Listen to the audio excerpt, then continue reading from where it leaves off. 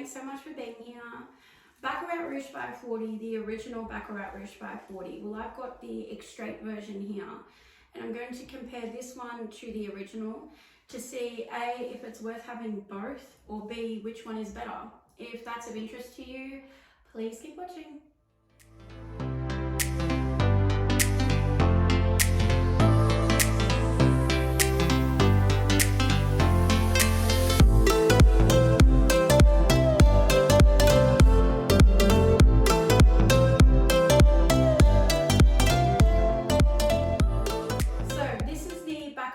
By 40 Extrait version.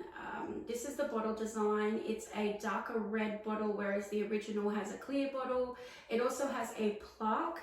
I hope you can see that, but it has a plaque on the front of it rather than the sticker. It is again very weighted, even down to the lid. It's got the inscription on the lid, again just like the original one does. I hope again you can see that. I'm not sure if you can.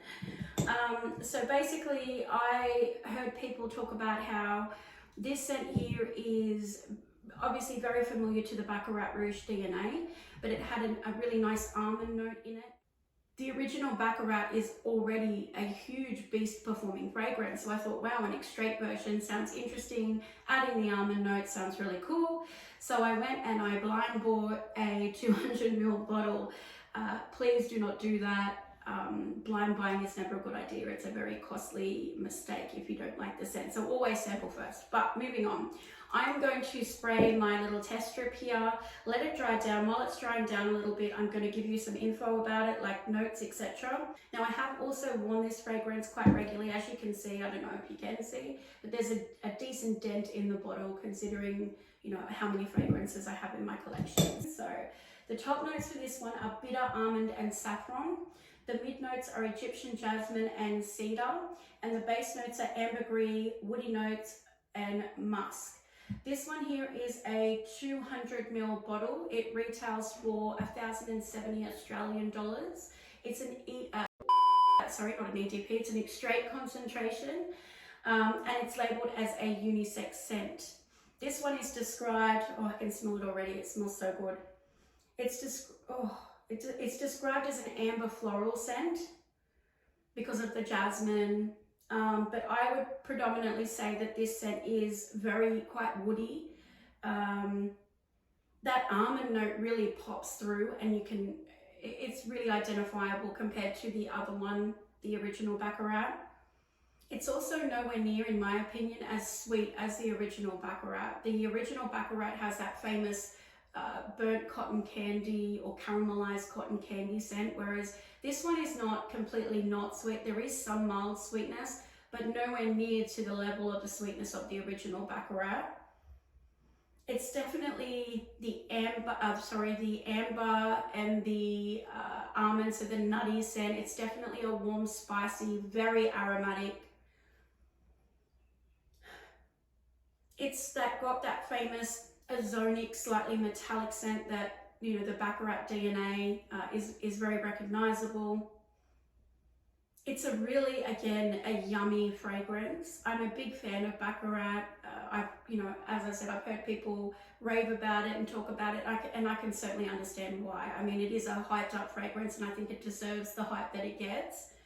It's also unusual. This one here is a lot more dense, which you would expect in an Extrait version. You would want it to be stronger. You would want it to be thicker. And that's what she said.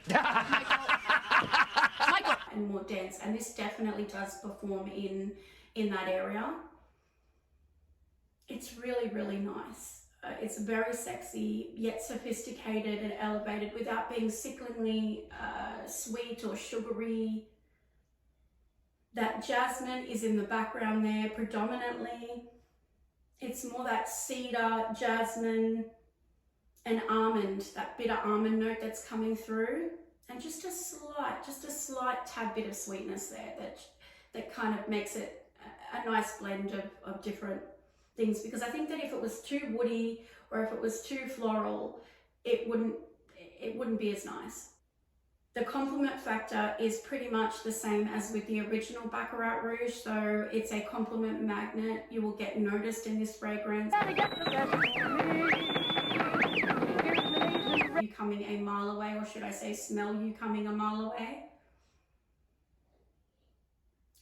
This one here, in terms of the occasion to wear this, I think it's actually quite versatile, just like the OG, the original Baccarat.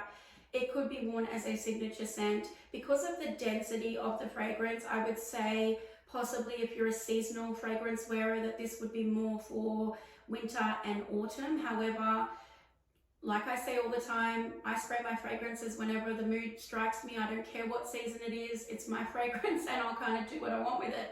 But for the seasonal guys out there that do like to wear appropriate, I suppose, fragrances per season, this one's definitely a winter/autumn because it is a bit thicker, whereas Baccarat is an all yearly.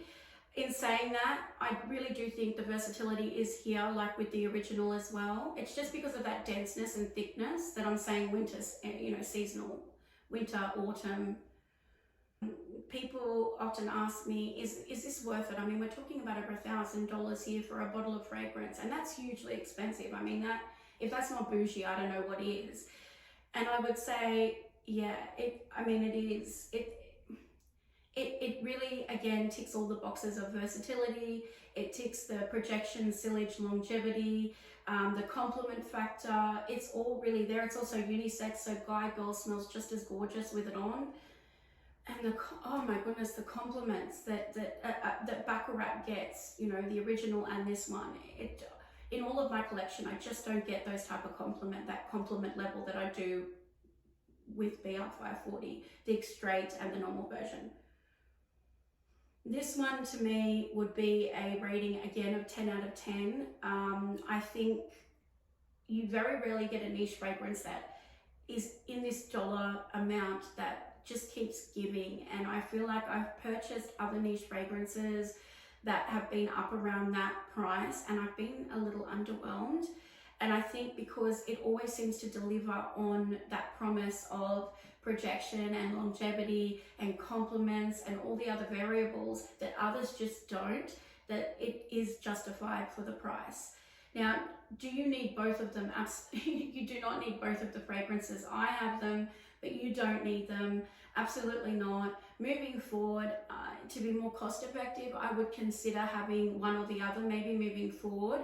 I do think that this one is quite different in comparison to the original in terms of that thickness, density, and that almond note really kind of pops it ahead from the original Baccarat. It's also nowhere near as sweet, so they are different, but that obvious Baccarat DNA is still very much prominent, very much the main player. So no, you don't need both of them by any means. If you would like a heavier, more dense, not as sweet and, you know, nutty kind of fragrance, I would, you know, maybe suggest this one. And if you wanted that famous sweetness, that cotton candy, still very beastly and huge projection, you know what I mean, huge projection of a fragrance, then the Baccarat 540 EDP version would be probably best suited if you enjoy that sweetness. Probably my best performing fragrance out of my whole collection, and I do have some really good other ones, but for some reason Baccarat is just more elevated, it's more sophisticated. So it definitely is a huge projecting, massive compliment getter. It's beautifully blended, it's very smooth and velvety. Even though you can define the notes in the fragrance, they're so well blended that, you know, there's nothing harsh or screechy about it. But absolutely, I mean, that would be my recommendation. You don't need both, but if you want both, go for it. If you want a sweeter one, go the original. And if you want a more dense, nutty kind of one, go the Extrait version. But look, thank you so much for being here. I really appreciate it. Check out my other Baccarat video. I also did a dupe video for Baccarat if you're interested in fragrances that might be similar, but not with that crazy price point. I'll post it in the comments below so you can check that out. Once again, thank you so much. Don't forget to subscribe if you like my content and hit the notifications. Thanks again for being here. Take care. Bye.